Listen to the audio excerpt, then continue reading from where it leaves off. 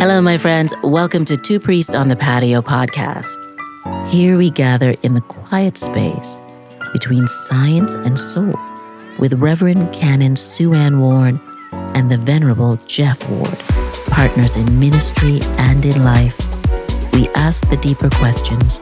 What does it mean to be awake in this world? To suffer, to doubt, to believe, to begin again and again. This is a sanctuary for conversation. So come as you are.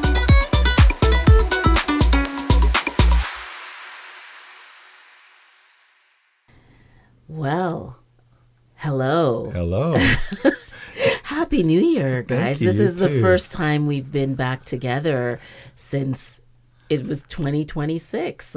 Last time we saw each other was 2025. That's true. You're Shay, right? Yeah. This is Sue Ann.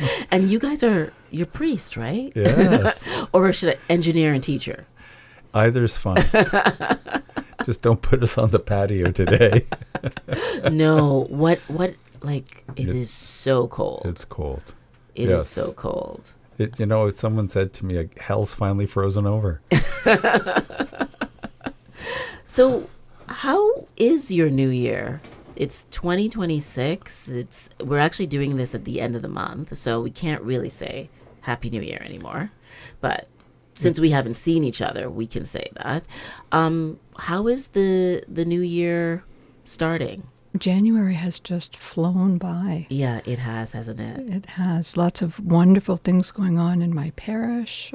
We've had some challenges in my family. My mom's been very ill, and she recently died. So family's coming together to celebrate her life. But that's also a sacred time. I'm so sorry. But Yeah, it is a thank you. sacred time. And your mom was a remarkable woman. She was a character, yeah. What do you mean? She was a vivacious, vibrant person who had her struggles in life, but was gracious and had a beautiful spirit. You know what? We've never talked about this, but how did your mom react when you told her you wanted to be a priest? My mom was very, very supportive. Much more so than my dad, who I think thought I was doing something crazy, leaving teaching to take up ordained leadership in the church. Like, nothing against the church. Yes. He sees ordained leadership as a very challenging role, and thought that I should stay a teacher.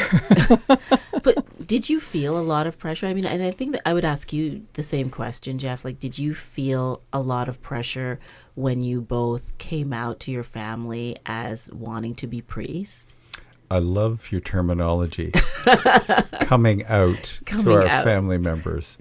It depended on which family member. I've got family members who had the same reaction as Sue Ann's dad. Why would you give up this very stable job that pays you so well to go and do something like that and work hard and, not make any money and so on.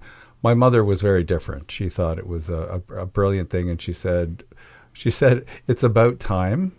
And she was not surprised that Sue Ann was heading down the same path, because she always saw Sue Ann as a very spiritual person that she thought had a direct connection to God. So, yeah. What was nice was that our children were not surprised. They thought that was just kind of the natural evolution in our lives. Okay, they weren't surprised, but it didn't mean they were happy about it, because they're teenagers, so their first thought was about themselves, right? So it's but what is that going to mean to me for my life, right? Wait, you're not going to be working, so are we going to be homeless? Or does that mean we're not going to have clothes? Does that mean we can't, be in sports and other activities anymore? So we had to promise them that their lifestyle wouldn't change, and we would still be in the same neighborhood in Oakville. And in the end, we had to do backflips to keep doing that, because it's not inexpensive to live in Oakville, right? As with we four do kids. as we do with parents. Yes. Somebody should tell you that before you have kids.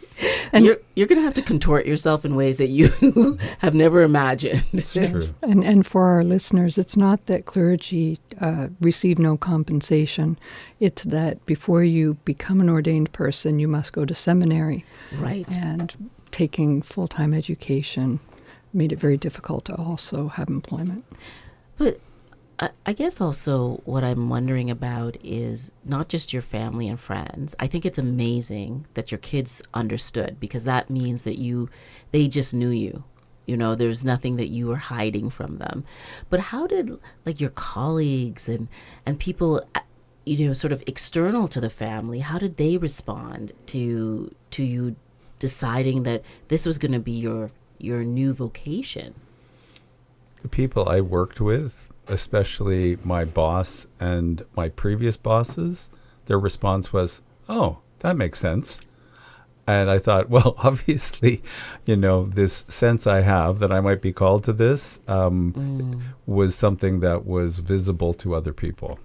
Yeah, especially since these were people who were not particularly religious and certainly not people in our church. So the people in our church gave us a completely different reaction, but that was because to do that, for us to be priests, we had to leave our denomination, and so that was painful. Yeah. Right, because you couldn't. Were you were in the Catholic Church? We were in the Roman Catholic Church. Okay, yes. Yes. Yeah. So you could not be married and priest. Exactly, and Sue-Ann is a woman. Or be a female. Yes. Certain chromosomes would count you out. I'm not even sure, gender fluid. Would No, definitely not gender fluid. Yes. But it's not as though becoming a priest is something that most people want to do or try to do. Did you find that you lost people that were in your life when you decided to make you go in this direction? So not family, not close friends, but yes, some of our church friends in the Catholic Church, we did lose them. Oh, really? Yeah. And was there ever a comment or explanation, or just no? Oh, yes. Oh, really? Oh, yes. Oh, do tell. Well, okay, I don't.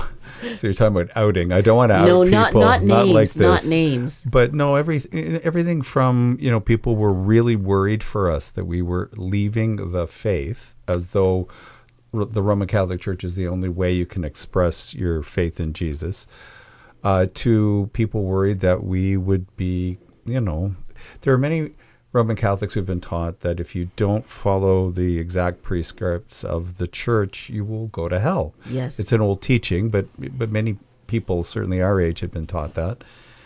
And others, it was just they thought we were lost because we were, and I think others were grieving the fact that we were leaving their community, right? Because we did a lot together at that point. We were very close to many of these people. We were spending time in each other's homes a lot at that time. Some of them, our kids were the same age. They went to school together. They did stuff together. So I think it was grief for them as well, that they were losing this part of their life and part of their church. And were you able to maintain relationships with some of your friends who were Catholic?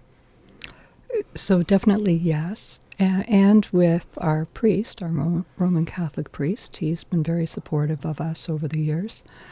And we've kind of reconciled with some folks, as we've all matured and grown and life looks a little bit different. We've kind of bumped into people in social places and deepened our ties again. So that's been lovely. It was such a long time ago, right? Though it's probably hard to remember everything that happened. Quarter of a century ago. Wow. Okay, having said that, I still have vivid memories of walking home, and on the porch was a bag, and a gift bag, and in it was like a book that would tell you how to come back to the faith, and a card that said, "We're praying for you, that you'll snap out of this," or something. So I still have those vivid images. But Sue-Ann's right. I think 25 years can bring people, around to a place where, you've thought about it, you've seen other people go through similar kinds of, not necessarily being priests, but this idea of struggling in the church and so on. But one of the things that was most, I think, enjoyable for us was our priest. We maintained a great relationship with him. He was trying so hard to support us at that time. And after we became Anglican priests, Sue-Ann was able to sort of interact with him at times because she was serving in the same city as he was, and their paths crossed often, right? So, but he was always very supportive of us. He really thought we were called to it and knew that we couldn't serve like that in the Roman Catholic Church. And beyond the difference in terms of, gender and not being able to be married if you're a priest, is there, it's a different lineage, in terms of Christianity, but do you think that one gives you more openness and connection to Jesus than the other? Because sometimes, like, I have a friend, she always jokes that she left the Catholic Church. No offense to Catholics. My husband is Catholic.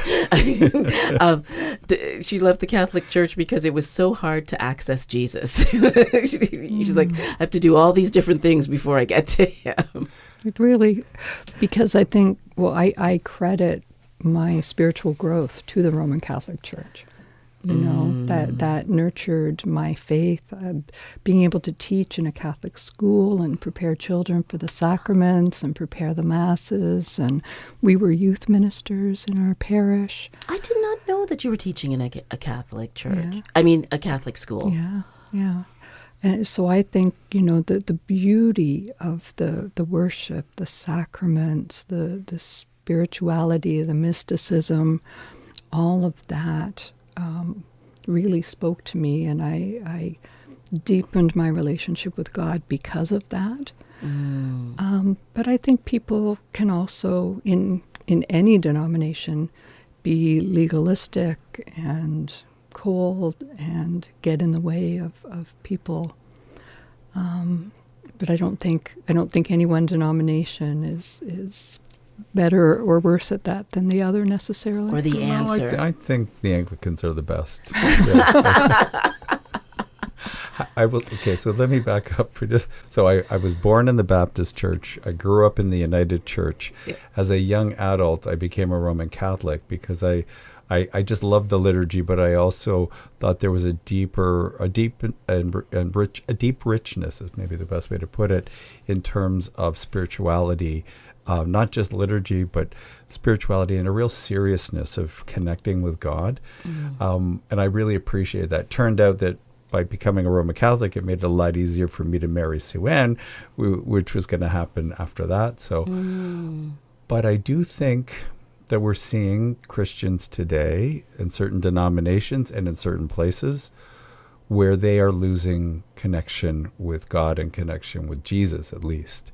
In terms of how they are behaving, what they are saying, what they are advocating for. And there's different ways to describe it. Certainly in certain parts of the world, Christian nationalism is surfacing in a way that's really disturbing. Yes. Half of people who voted in the last election for the Conservative Party say that they would support that kind of system of rule, and it's very disturbing. Well, what do you mean though? Like, let's be specific, because there are some people who may not know what you mean specifically in terms of following in the footsteps of Jesus and what Jesus stood for and what we say Jesus stands for. It's very different. It can be very, very different. Yes. Do you want to start? So my understanding of Jesus is that he was a Jewish man living in a Jewish community, but under Roman rule. And he began his teaching ministry, which called people to care for the poor, to look after the vulnerable, to forgive everyone, to practice nonviolence. To welcome the stranger. Yeah. And he and his family knew about that, right? They were refugees twice. They were outsiders. Yes. He constantly was, telling his disciples to care for people who were other and different. And the only time when he seems to lose a theological argument in the entire Gospels is to a Gentile woman who points out to him that she is also God's child, right? I'd like to think he knew that and that he was just sort of going along with it so that it would be a teaching moment for everyone around him. But the way it is written, it makes it sound like a real aha moment for Jesus too. Oh, right, I'm not here just for Jewish people. I'm here for everybody. So he demonstrates for us, we see this in the Gospels, we certainly see this in Paul's letters, where everyone ends up being included by Jesus and by Jesus' teachings. But that's not what we see among all Christians right now. But isn't it also that it's not just what was written about what he did and his process of finding a deeper meaning in his life and a deeper relationship with God, his Father. It was also the process of suffering. It was the process of being a witness and a friend to people in their suffering that also changed him, right? And I think about that, and then I think about how we're living together as human beings, and when we are not, when we can't hold space for other people's suffering or be with them, we also miss the ability to become something else because we are suffering too, right? Like that suffering also has its own aim. So I think there's a sacredness to those moments of struggle and pain, whether they're our own or whether they're somebody else's. I don't for a minute think that God causes us to experience pain, but we live in a world with kind of sharp edges and where people can make decisions that cause harm to others, and where natural things happen that can be harmful. And I think when we go through those things together, we learn from each other, and we learn from the sacredness within ourselves and within our friends and neighbors. Especially when we allow that to happen. And I think that happens a lot, all the time, actually, in very healthy faith communities. Sue-Ann was mentioning that her mother recently died, and the two of us have been surrounded by people with love, right? Not to say that people that we would work with that wouldn't, that weren't in a church, when we were not priests, wouldn't have, reached out to us, Yes. but not in the same way. No. I'm not that I'm trying to be critical of the people I work with, because I work with some very nice people, but none of them showed up at my doorstep dropping food off. None of them were doing things specifically to try to make our lives easier every day because someone in our family close to us has died, right? There's a sense of we are to support each other, and that is a key teaching of Jesus, to be in community, to love each other, to care for each other. The one main difference of Jesus' teaching, which was kind of unique, well, maybe very unique, was to also care for the stranger, even somebody you've never met before. I mean, he went as far as to say, love your enemies. So I think that for us in our lives, is something that we see all the time as priests, and I'm not sure everybody else realizes it until something happens to them, and then people rally around them in a way that is simply about love. How do you cope with the constant engagement with suffering as priest? I mean, there's the Sunday, which that's your big show, right? But during the week, anything can happen. You can be called to the bedside to be with someone towards the end of their life, or sit with a couple that is struggling in their relationship or with their child, or watch somebody who's going through, or try to give them compassion and support while they're going through a very serious illness. How do How does the Bible or the teachings of Jesus support you in doing this as priest? What's at the heart of that for me is prayer and drawing close to the comfort that the Holy One offers through prayer. One of my favorite forms of prayer is meditation, silent meditation, where I repeat a mantra. And when thoughts come, when feelings come, I let them go. Mm-hmm. And it's that process of letting go that I think allows me to not hang on to all of the angst and let it, overwhelm me.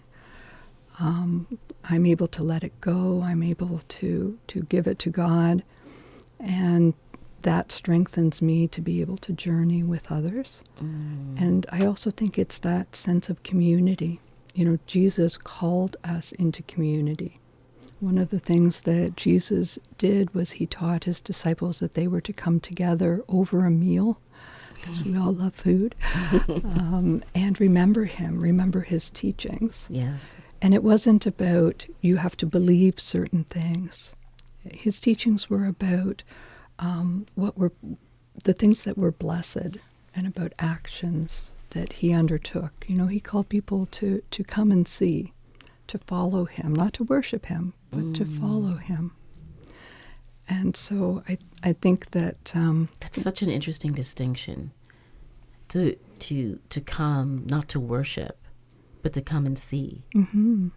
So you become the witness. Yes. That's a perfect way to describe it, and Jesus actually uses terminology like that, really, especially for his disciples, his apostles initially, because he didn't understand anything yet. I'm not sure how much he even understood when he died, but they certainly didn't understand much when they started.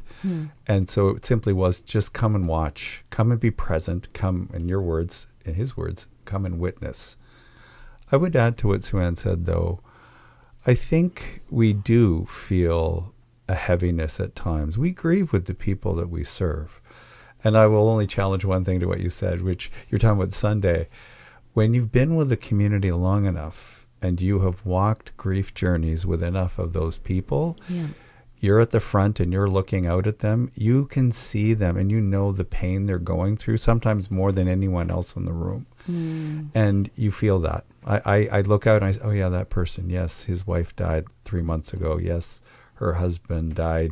Or, that person, they lost their job, and I know that. And I can feel that. But as Sue-Ann said, if our faith is strong, not want to say strong enough, but healthy enough in that moment, we just lean on God. We lean on Jesus to help us in that time, and that is a teaching of Jesus's, right? Even he calls out to God, when he's before he dies, to say, are you sure I have to suffer through this? Because I know the suffering is going to be terrible, but so even he understood. I think that's the reason why God came into the world that way, was to demonstrate that to us, but also to experience it, which helps God to understand what we go through. Yes. God created us, but God's never lived with us until that time. So. And that I guess also that there is something that happens to us when we are in the grip of suffering that you can't run from or hide from, but you can get through. And that getting through it also produces a kind of healing in itself. Mm-hmm. Certainly suffering causes us to change.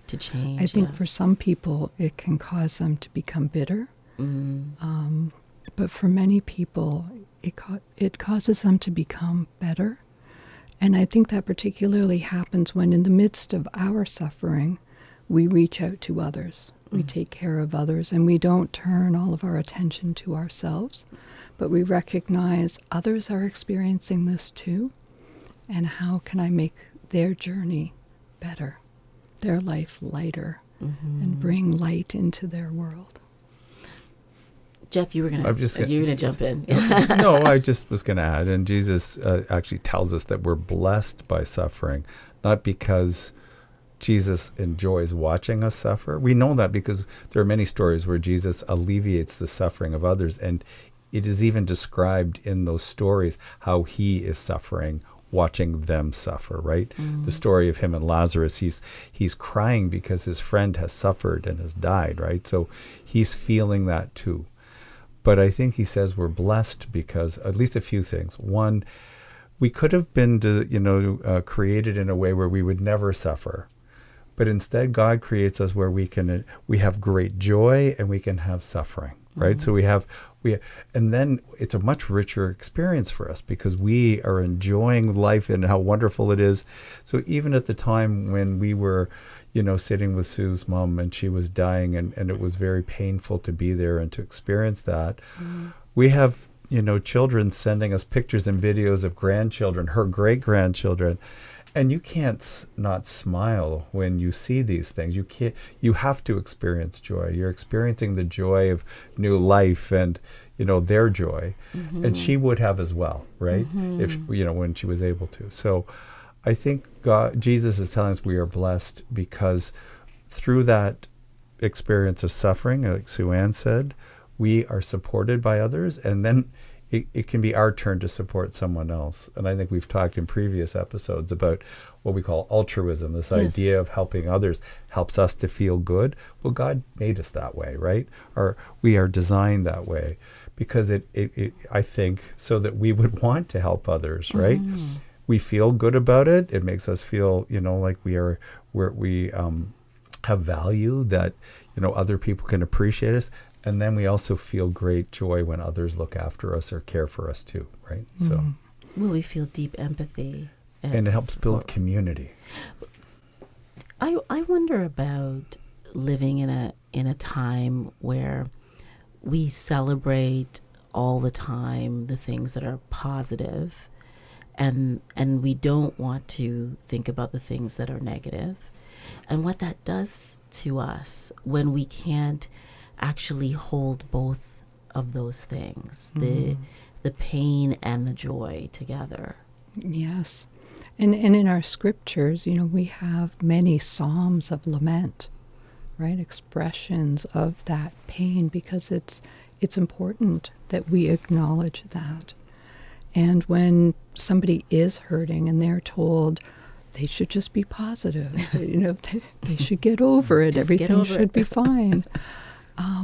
That, I think, even deepens the sense of emptiness and loss and hurt. And more suffering. Yes. And Jesus said, blessed are those who mourn. And I believe that that's because those who mourn deeply, they're blessed because they had the opportunity to love so deeply. Right? And I think that living into those teachings in community is healing. Yes, and with others, watching, feeling, touching. Yeah. Seeing you. When my mom was very ill, she was in a long-term care home, and I cannot tell you the respect that I have for the personal support workers, the nurses, the recreational therapists, all of those folks. I mean, it is a difficult job caring for people, in this case, people with dementia and physical illness. And they were so tender and so caring of her. And even though she could be difficult, they always focused on those moments when she was at her best. When she was a ray of sunshine, they held on to that. And they insisted on taking care of us, too. And before the end of their shifts, when they knew she was near the end, they would come and visit and say goodbye. And there was lots of tears, and yet they do that every day. Every day. Caring for the most vulnerable. And I was just going to say, and for everyone. Yeah. Right. And they allow themselves to connect with people and to be in relationship with people, even though they know every single person that comes through the door is only going to go out one way, right? So you can imagine how you could build walls in those situations. You could have build a tough exterior because you're saying, like, I just won't let myself connect with these people because they're not going to be here for very long, and I just don't want to feel that pain. But it was the opposite. I say you can never pay these people enough, because it's a calling that is just an astonishing calling for humans to respond to, because what you're getting out of it is true humanity, and for people who want that, who seem to thrive in that, I have nothing but great respect and great love for them, because I just think they are amazing people. Well, I think also that it seems like it would be the opposite. If you are experiencing and watching and being with people when they are suffering and at their lowest point, that you would also suffer. But you do suffer in watching them and feeling their pain, but it also is this release, and that there's something about being of comfort to somebody who is not able to comfort themselves that is also truly healing. We feel the most joy when we take care of others. Yes. I think they also recognize, just like we do often in our calling, that they are professionals and that they can do things that other people can't do, right? Like what? What do you mean? Well, that they're able to do these, even just changing these people who can't change themselves, but do it in a way that is loving, that offers dignity, is careful and gentle and so on, but it also works and it's efficient. And so, a combination of these things, yes, and still be able, as Sue Ann said, you just yelled and swore at me. You have no idea what you just said and did, but I still love you. Well, most people can't do that. Just like, most people can't deal with death and dying by sitting at someone's bedside or by doing a funeral with their family or so on, right? So all I'm saying is that when you're called to these things, you're able to do these things, and you recognize, wait, this is something that not everybody can do, but I can do it, and I will do it my best, and I will do it with love. And I think that's what they're doing. Yes, yeah. It's this capacity, and it's either you have it, and sometimes you have it, and sometimes you don't. You don't, yeah. Another group of people that is really gaining my admiration are the folks that are standing up in Minnesota and trying to protect the immigrants there, the most vulnerable, putting themselves in the way, trying to record what's going on. Yes. Speaking up appropriately when they can, yep, in nonviolent ways, because it is truly hard to fathom what is happening there. But the only way to make it stop is for good people to do something. And many are. Yes. And I am very encouraged by the response that I'm seeing by clergy, by the churches, that they are, in my opinion, following the teachings and ways of Jesus to try to help people and yes, to stand up for people, to do it in a respectful way, to do it in a civil and honorable way. Sometimes getting in harm's way to be able to do that. Unfortunately, we are reading and hearing about some really horrible things that church folks are having to go through. Yes. I can't imagine what it would be like for a whole bunch of armed people to show up at my church and drag people out during a worship service. I just can't fathom something like that. But what these folks are doing, I think, what Jesus would want us to do, which is to stand up for people, to try to help people, to try to protect people, not to be violent, yes, but also to be resolved to try to help people and to look after people as much as possible. Yeah. And not just the churches, people of all faiths coming together, yes, standing together, supporting each other and the immigrants. Well, it strikes me, you said something, Jeff, you said, I can't imagine. And I'm sure some time ago they couldn't imagine. I'm sure. Right? I'm sure a year ago they couldn't have imagined. And yes. I've got a number of people I love deeply who live in that area, and the things that they are going through, the way people are being followed, and just simple things that we take for granted are being changed because nobody knows who to trust, and that's not very far from here. It's not only not far from here, but as I was saying earlier, there are Canadians who actually want to embrace that. And that's terrifying me, because I just assumed, like people in Minneapolis would have assumed a year ago, well, maybe not all, but most, this could never happen here. This could, if people are actually, inviting that really scares me. If they can actually see it and still invite it, that really worries me. Well, you said if they can see it. I think what has become clear is that we are seeing different things.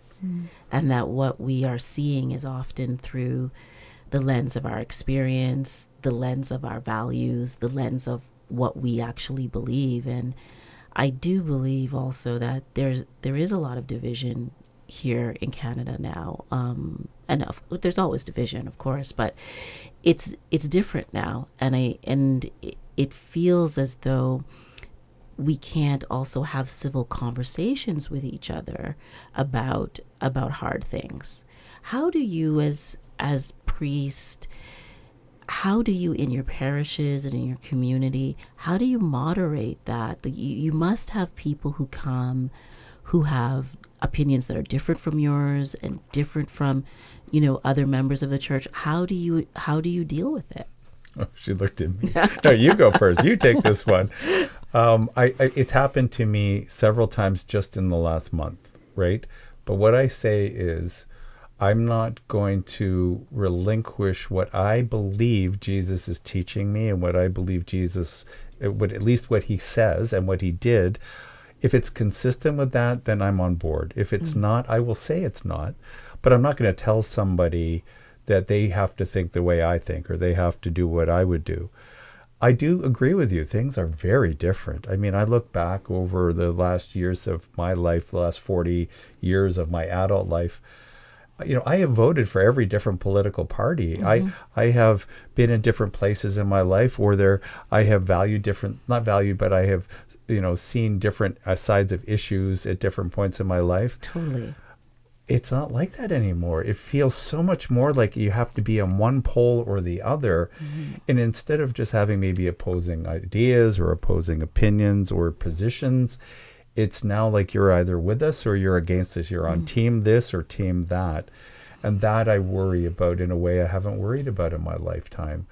So, and as church people, as people of faith, but also as church leaders, when we were trying to struggle through what was happening in Gaza, for instance, I'm on the Interfaith Council of Halton. We really struggled with how do we want to deal with this? How do we want to talk to the public about this as this particular community? We never had issues with being able to talk to each other or praying together or what we all wanted. But we did struggle somewhat because of our different communities as to how we were going to do that. What would we actually say, or what, but we are still together because as people of faith who are not in some fundamental space where it's either you're in our fundamental space or you're wrong or you're evil or whatever. Yes. We're able to share common values and keep to those common values without any trouble. Right? We don't fight with each other. We haven't separated from each other. We still get together. We still love each other. And we're trying our best to figure out how do we demonstrate that as leaders and as a group to the rest of the world.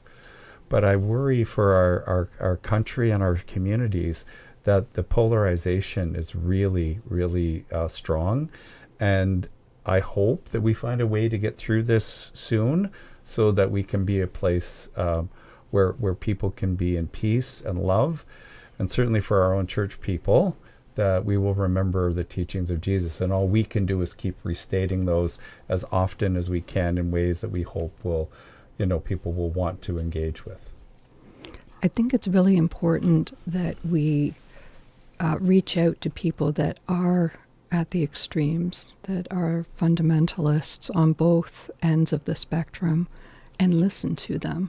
Because I think they've gotten where they are because of fear, because of pain that they have experienced. And we humans, we need to know that people care and that they're actually listening to us. And I think if we can build relationship, then we can, help people hold their hands and bring them together to listen to each other and to come together around common things. Yes. People may have different views on certain things, but I would suggest that those people probably share common views on other things. And if we can bring them together on those things that they do agree on, they can get to know each other and appreciate each other. Right. And let go of that hate and that othering. Right? Yes. It's very easy to accuse and judge people you don't know. Yeah. Much harder with the people you do know.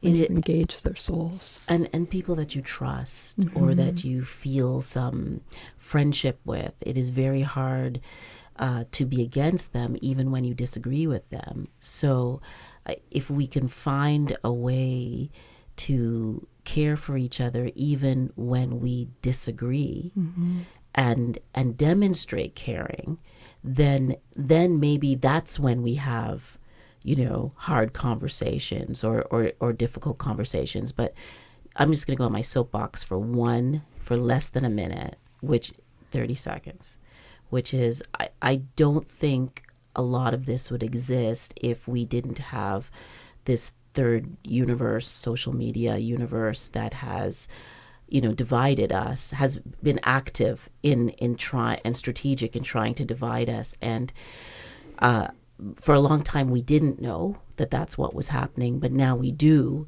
So I think this is the time where we have to speak up and hold each other, even if we don't agree with one another.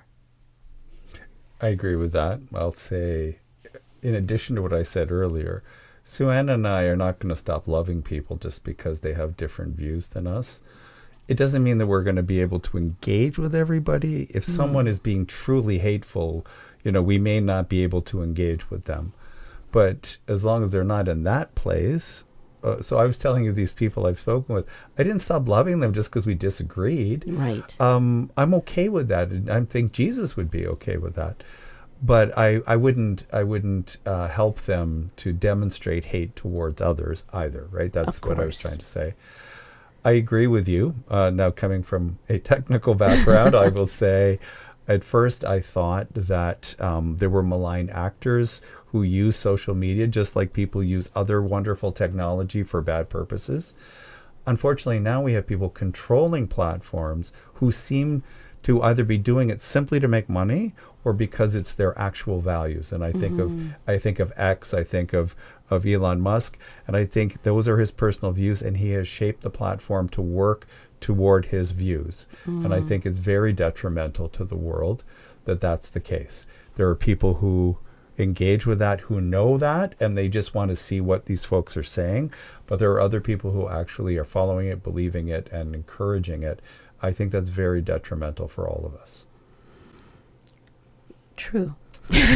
No, I think the challenge is, one of the challenges is that you do need a marketplace of ideas, yes. And but those ideas need to be informed and come from somewhere.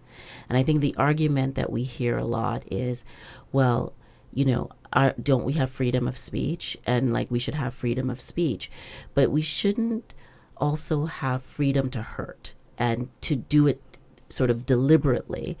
And I think that we're stuck. We're kind of in this really uncomfortable place where we aren't talking to the people who are making us uncomfortable. We're just talking to the people that we agree with. And it's the same even when we're talking about our spiritual life or our faith. This idea, like you talked about, being a Catholic and then moving into the Anglican Church, or Jeff, you talked about being born a Baptist, and then these different iterations that you went through, none of it less, all of it contributing to who you are as a priest and a human being, right? I think we all have to think that way, have that kind of openness. I think there's a lot that we can learn from the Jewish tradition, where scriptures, both the written Torah and the oral Torah and other teachings, were discussed and debated and wrestled with. And it didn't become usually personal, right? It was about that issue. And people learned from each other by looking at all sides of the issue, at all the different facets. And I wish that we could adopt that approach so that we could learn from each other and not just jump to judgment and vilify others. But part of why they could do that was because there were multiple voices with different experiences interpreting the scripture. I don't know if I ever told you both about this, but there was a time when I was a researcher at the Science Center for many years, and I worked on an exhibition called Body Worlds, which was when they were bringing in, there was a German scientist who had created art from corpses, from bodies, and hence the name Body Worlds. And that's a whole other conversation. But my job was to gather priests and different theorists and all sorts of spiritual teachers from a variety of religions for 3 months, and we would sit down and we would talk about Body Worlds and the value of it. And it was one of the most extraordinary experiences of my life, because we had about 35 different representatives of different religions talking. And I can't say that it didn't get heated or complex. It did. But nobody was there to hate each other. Everyone was clear about their learning and what they were bringing to the table and how they were going to express that. And I kept thinking, well, one, what a privilege it was to be able to do that. Two was, if I tried to tell people about this, they'd always say, this is a joke. Like, there's no way you bring a priest, a rabbi together. Into a bar. Into a science center. And, what's going to happen? But what was extraordinary was just witnessing the learning of these different people, these different teachers, and them practicing the learning, asking questions of the learning and of their backgrounds in relationship to this idea of what do you do with the body after death? Is it not sacred? Beyond putting it in the ground or cremating it, is it right to turn it into art? Now that was, I don't know, maybe the early 2000s or mid 2000s. So that's some time ago. Now people are making their family members into jewelry. So, things have changed. And I can see that struggle. My experience in the interfaith community is similar to what Swan was just describing. People who have genuine faith. So just so you know, we all, as the Interfaith Council, we always return to the golden rule. Anytime we feel like, we're being pulled in a direction that is unloving, that is not, is intended to pull us apart, we go back to the golden rule. The golden rule is you should treat people the way you want to be treated. Or as Jesus said, love your neighbor as yourself. All of us, all of these faiths, we're talking about 99% of people of faith in the world share this golden rule as part of their faith. So if we can return to that as our center, we know that we'll be on the right track.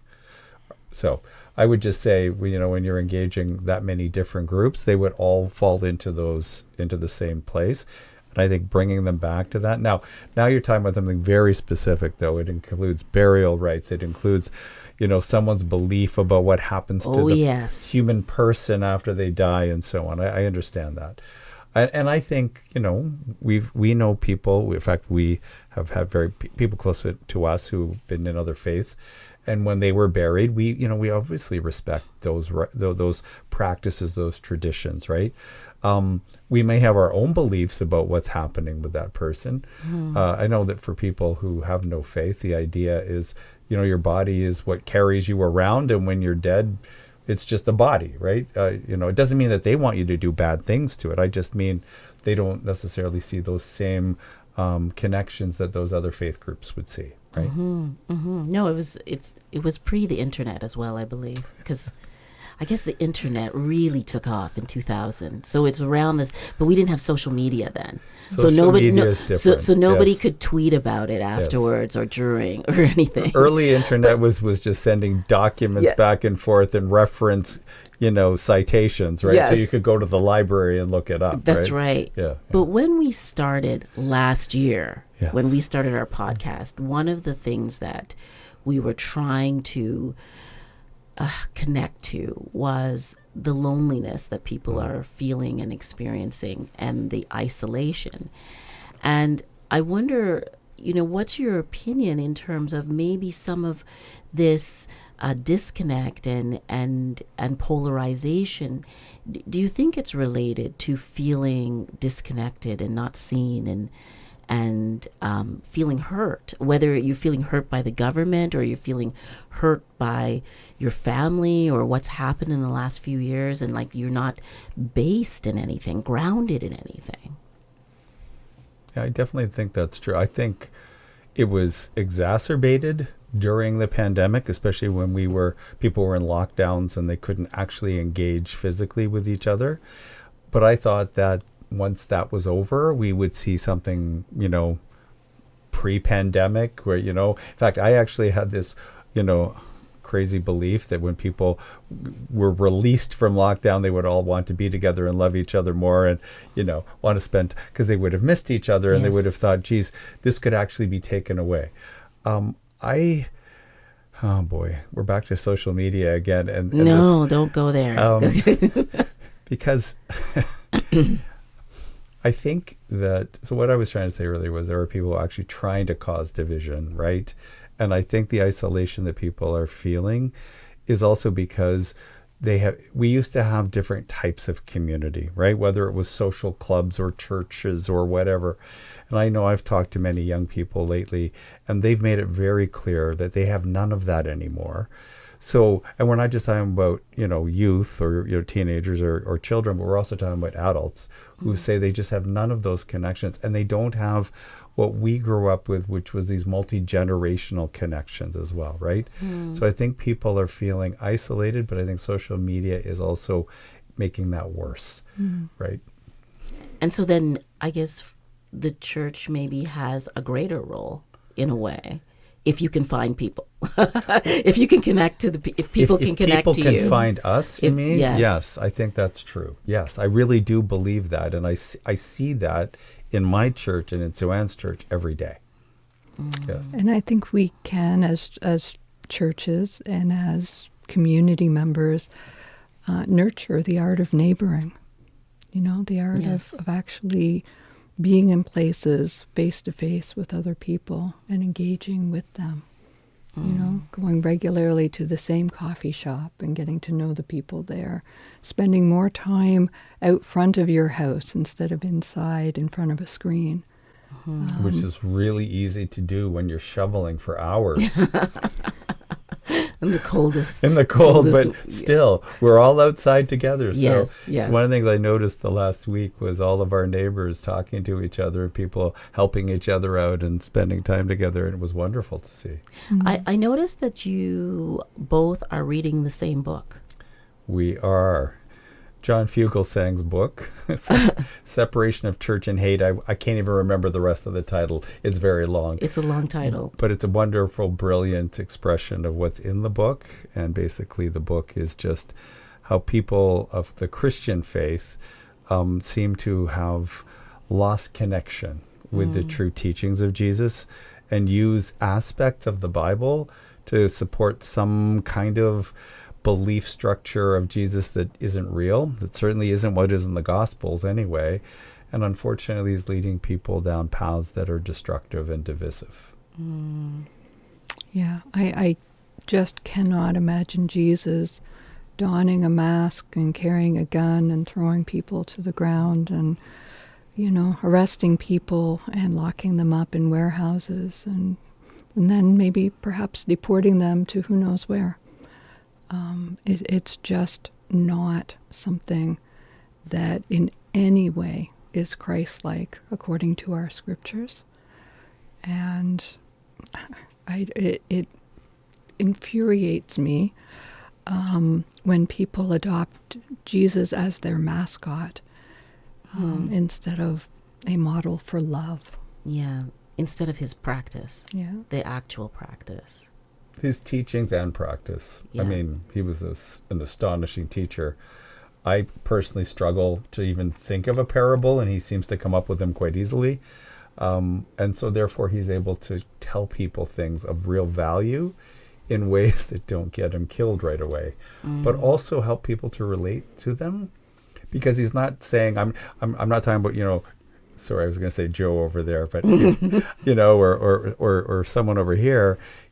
These are fictional characters, and people know that, but they can also relate directly to the story, right? Yes. But also what he just did. I mean, to touch people he wasn't supposed to touch. I mean, one simple thing that you can easily overlook, especially if you're male, is you can miss the point that he surrounded himself with women. That was completely against his own laws of his community, right?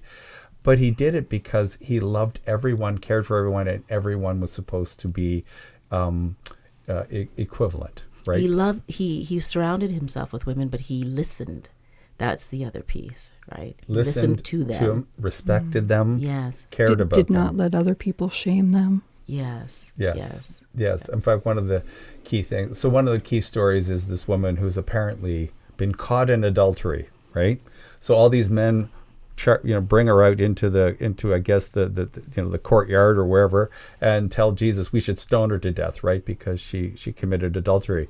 They don't say the man who committed adultery with her, just the woman, right? Yes, of course. And of course, Jesus, he says, let the first one of you who has never sinned throw the first stone.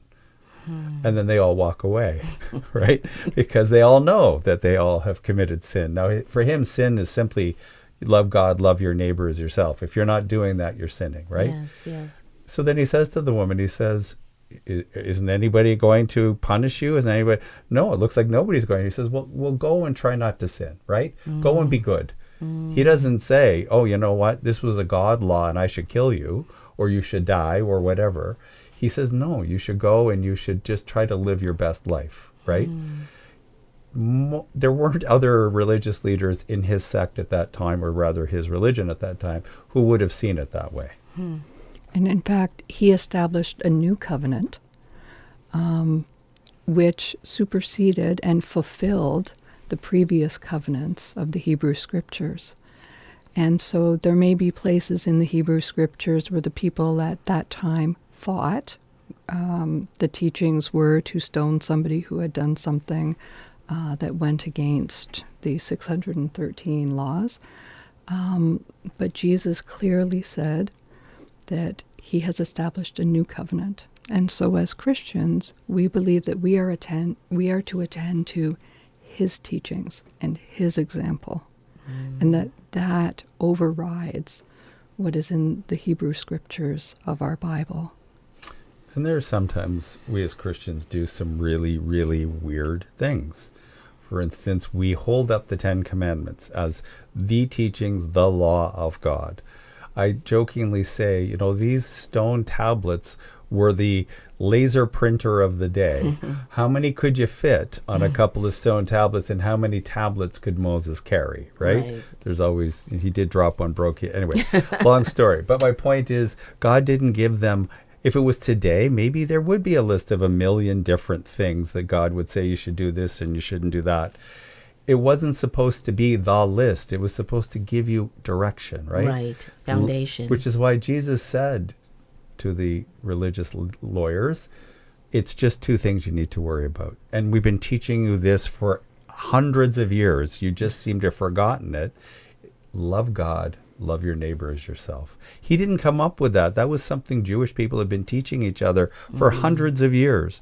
But they seem to have forgotten it. And even Christians today, they get focused on the 10 Commandments instead of the Beatitudes that Jesus teaches on the Sermon of the Mount in Matthew chapter 5, right? That was his treatise about what everything that ever came before, this is what you should be focused on. So if you don't want to know anything else, you go to Matthew chapter 5. You will know what God wants from us. It isn't the 10 Commandments. It isn't, the 613 Jewish laws. It was simply these. And if we practice that, we would be healthy, right? To love your God and love your neighbor.